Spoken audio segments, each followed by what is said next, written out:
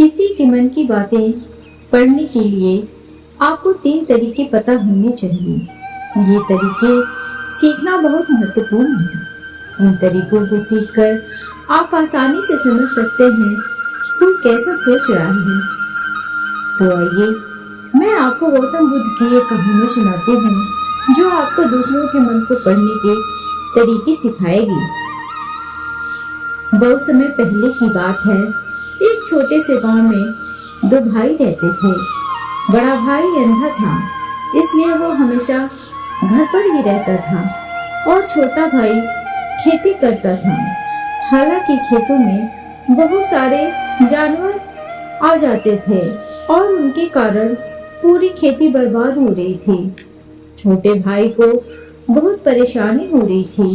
फिर एक दिन उसे ख्याल आया कि वो अपने अंधे भाई की मदद क्यों नहीं लेता ताकि वो खेतों से जानवरों को भगा सके, क्योंकि उसका बड़ा भाई अंधा था।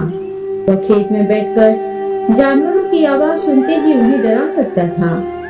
इस तरीके से हमारी खेती बच सकती थी। यह सब कुछ सोचने के बाद उसने अपने खेत में एक छोटा सा झोपड़ा बनाया और अपने अंधे भाई को उसमें रखा। उसने उससे कहा, भाई अगर तुम किसी जानवर की आवाज सुनो तो जोर से चिल्लाओ और जानवर यहाँ से भाग जाएंगे। इससे हमारी फसलें बच जाएंगी। बड़ा भाई अपने छोटे भाई के विचार से सहमत हो गया और खेत में बैठने लगा। जब कभी उसे किसी जानवर की आवाज सुनाई पड़ती वो तुरंत जोर से चिल्लाने लगता और जानवरों को डराकर भगा देता। वे कई दिनों तक यह अभ्यास जारी रखते हैं। एक दिन एक हिरण उनके खेत में दौड़ रहा था और खेत के बाड़े को तोड़कर भाग गया। हालांकि एक राजा भी वहां था जो हिरण का पीछा कर रहा था। राजा का ध्यान अंधे भाई पर गया और उनसे पूछा, क्या तुमने यहाँ एक हिरण देखा है? जवाब में अंधे भाई ने कहा, मैं अंधा हूँ, मैं कैसे हिरण देख सकता हूँ? पर मैं तुम्हें इतना बता सकता हूँ कि मेरे खेत से जो जानवर भाग गया है वो आपके पीछा करने के लायक नहीं है। आप अपना समय बर्बाद कर रहे हैं। राजा उस अंधे के शब्दों से चौंक गया। उसे आश्चर्य हुआ कि अंधा यह कैसे कह सकता है कि जो हिरण मैं ढूंढ रहा हूँ वो पीछा करने लायक नहीं है। तब राजा ने अंधे से कहा, क्या तुम मुझसे झूठ नहीं बोल रहे? एक ओर तुम कहते हो कि तुम अंधे हो और दूसरी ओर तुम यह दावा करते हो कि वो जानवर जो यहाँ से भाग गया है मेरे पीछा करने के लायक नहीं है। फिर अंधे भाई ने कहा, महाराज वो प्राणी जिसे आप हिरण समझ रहे हैं वो वास्तव में हिरण नहीं है।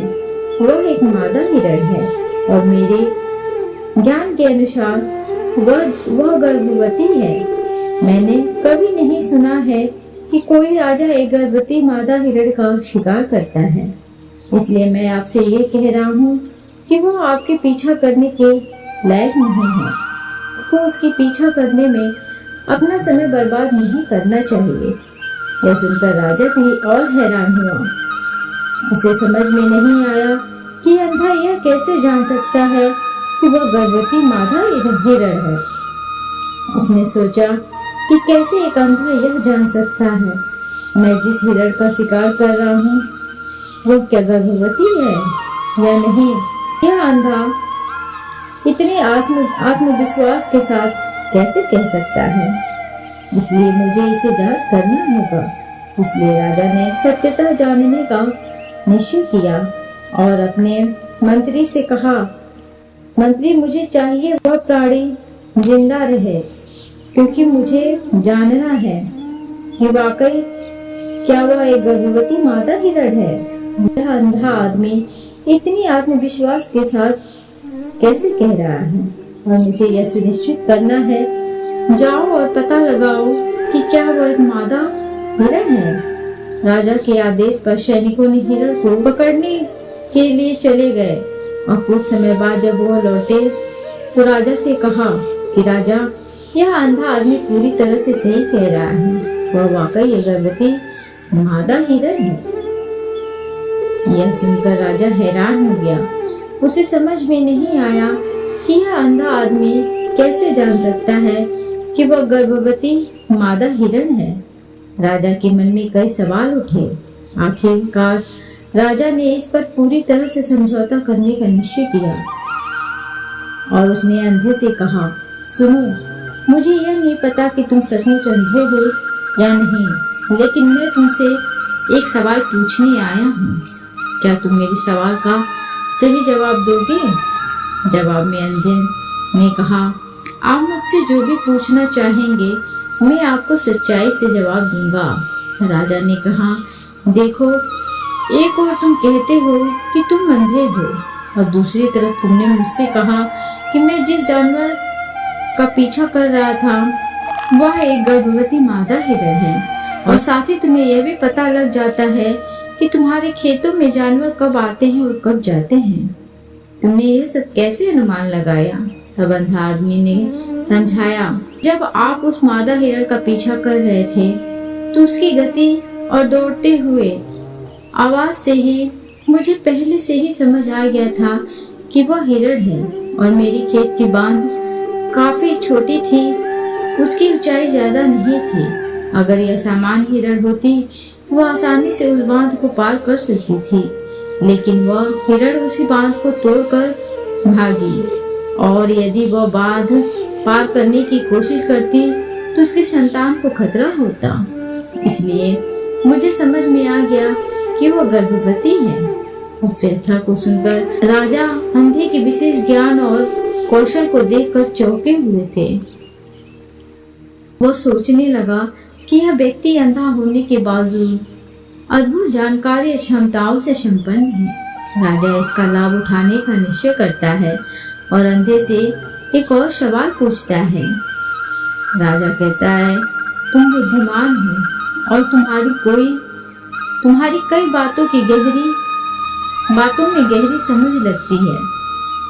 आज मैंने तुम्हें यहाँ बुलाया है ताकि जान सकूं कि मेरी पत्नी मेरे प्रति विश्वासी है या नहीं। अंधा आदमी जवाब देता है, महाराज, ये कैसा सवाल है? आपका विवाह कई सालों से चल रहा है और अब आप ऐसी बातें जानना चाहते हैं। ऐसे सवाल आपके मन में क्यों उत्पन्न हो रहे हैं?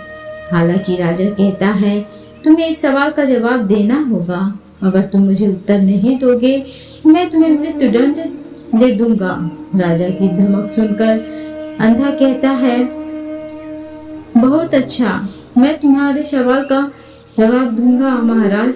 अगर आप इस सवाल का जवाब चाहते हैं तो आपको मेरा कार्य करना होगा। राजा पूछता है, मुझे बताओ, मुझे क्या करना होगा? व्यक्ति जवाब देता है, उसके लिए आपको अपनी पत्नी को मेरे साथ एक कमरे में अकेले छोड़ देना होगा। यह सुनते ही राजा पहले तो गुस्सा होता है, लेकिन कुछ समय सोचने के बाद वह उस व्यक्ति की बात मानता है और अपनी पत्नी को उसके साथ एक कमरे में भेजने का आदेश देता है। सैनिक राजा की बात मानकर अंधे आदमी और रानी को कमरे में अकेले छोड़ देते हैं। उस समय अंधा रानी से कहता है कि मुझे आपको छूना है। यह सुनते ही रानी बहुत गुस्से से भर जाती है और अंधे को पीटने लगती है।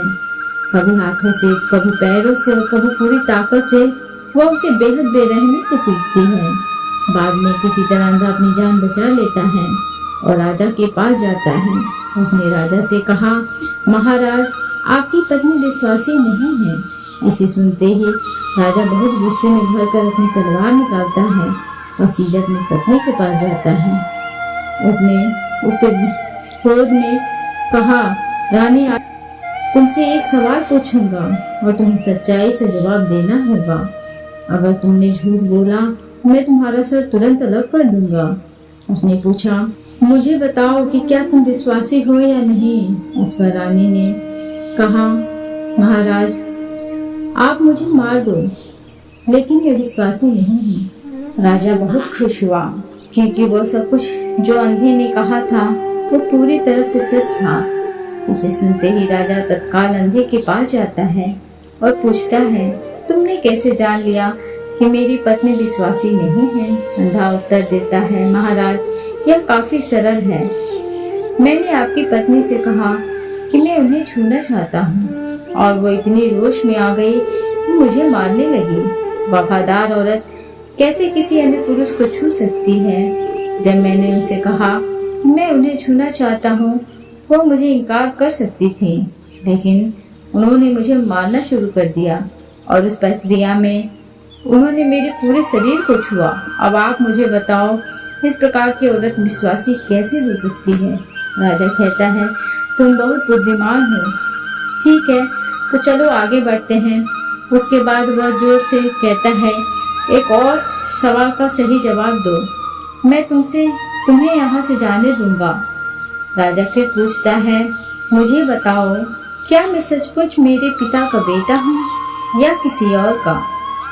इस पर अंधा आदमी उत्तर देता है, महाराज, इससे आपको क्या लेना देना है?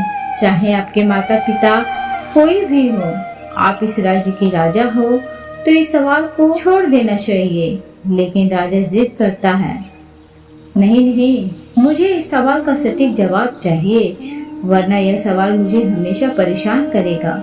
इसलिए मैं सच्चाई जानना चाहता हूँ। अगर तुम सही जवाब दोगे, मैं तुम्हें यहाँ से जाने दूंगा। अंधा आदमी उत्तर देता है, महाराज, मेरे लिए इस सवाल का उत्तर देने के लिए आपको अपनी माँ के पास जाने की कोई आवश्यकता नहीं है। मैं अभी बता सकता हूँ कि आप किसके बच्चे हो, लेकिन उससे पहले मैं चाहता हूँ आप मुझसे वादा करिए कि आप मुझ पर क्रोध नहीं करेंगे। राजा कहता है, हाँ, मैं वादा करता हूँ कि मैं क्रोध नहीं करूँगा। फिर आदमी जवाब देता है, महाराज, मुझे आपको बताने की आवश्यकता नहीं है कि आप सचमुच अपने पिता के बच्चे हैं। मैं आपको बता दूं, आप निश्चय ही हमारे स्वामी राजा और परमेश्वर के पुत्र हैं। फिर अंधा राजा से कहता है कि आप सचमुच अपने पिता के बच्चे हैं, लेकिन आप एक कंजूस व्यापारी की छाया में हैं। यह सुनते ही राजा बहुत खुश हो जाता है और तत्काल अपनी माँ के पास जाता है। उससे कहता है, माँ, कृपया मुझे सच बताओ, क्या मैं सचमुच अपने पिता का बच्चा हूँ या किसी अन्य का? अगर तुम मुझे सच नहीं बताओगी, मैं यहाँ ही अपनी जान दे दूंगा। मुझे सच बताओ, क्या है? राजा की माँ कहती है, पुत्र, तुम सचमुच अपने पिता के ही पुत्र हो, लेकिन तुम एक कंजूस व्यापारी की छाया में भी हो। जब मैं नहा धोकर बाहर देख रही थी, तो मैंने एक कंजूस व्यापारी को देखा।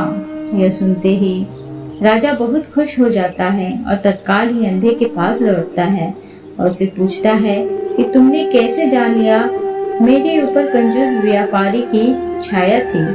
अंधा जवाब देता है, महाराज, आपने मुझसे कई सवाल पूछे और मैंने सभी के उत्तर दिए। आपकी जगह कोई अन्य राजा होता तो मैंने अब तक कई पुरस्कार प्राप्त कर लिए होते, लेकिन आपने मुझे अभी तक एक पैसा नहीं दिया है। इसी से मैंने अनुमान लगाया कि आप बहुत कंजूस हैं। यह सुनकर राजा हंसते हुए कहता है, तुम जो भी मांगो मैं जरूर लूंगा, लेकिन मुझे बताओ कि तुम कैसे जान लेते हो क्या सही है और क्या गलत, और तुम इतने सटीक और निष्कलंक उत्तर कैसे दे सकते हो? अंधा आदमी कहता है, महाराज, मैं प्राकृतिक रूप से अंधा हूँ। अगर मेरी आंखें होती, मैं किसी के विचारों को आसानी से समझ सकता। मन की अपनी एक भाषा होती है और इस भाषा को किसी के शरीर की क्रियाओं में देखकर समझा जा सकता है। व्यक्ति की आंखों, होठों, काम करने के तरीके और उनकी गतिविधियों को देखकर हम समझ सकते हैं कि उनके मन में क्या चल रहा है। इस पर आधारित हम किसी के विचारों को जान सकते हैं, लेकिन मैं अंधा हूँ, इसलिए मुझे क्रियाओं के माध्यम से जानना पड़ता है। अगर मुझे कुछ जानना होता है तो मुझे अगले व्यक्ति को काम सौंपना पड़ता है। देखना होता है कि वह काम कैसे करता है और उसके आधार पर मैं समझ सकता हूँ कि उसके मन में क्या चल रहा है। इसे सुनते हुए राजा पूछता है, क्या इसका मतलब है कि मैं भी किसी के विचारों को जान सकता हूँ? इस पर अंधा आदमी कहता है, बिल्कुल, आप भी किसी के विचारों को समझ सकते हैं। लेकिन उसके लिए आपको पहले अपनी आत्मा पर काम करना पड़ेगा, और वह काम है अपनी मानसिकता को शांत करना, अपनी मानसिकता को वर्तमान में लाना। इसके लिए आज मैं आपको 3 तरीके बताऊंगा। यह 3 तरीके बहुत ही सरल और आसान हैं, लेकिन राजा इससे पहले आपको एक चीज करनी होगी, अपनी मानसिकता को सकेंद्र दूसरों के विचारों को समझ सकते हैं। दोस्तों, किसी के मन को पढ़ने के 3 तरीके ये हम आपको अगले वीडियो में बताएंगे। अगर आपको ये ऑडियो पसंद आया हो तो प्लीज़ इसे लाइक, शेयर एंड सब्सक्राइब करना ना भूलें। तब तक के लिए थैंक्स फॉर वॉचिंग।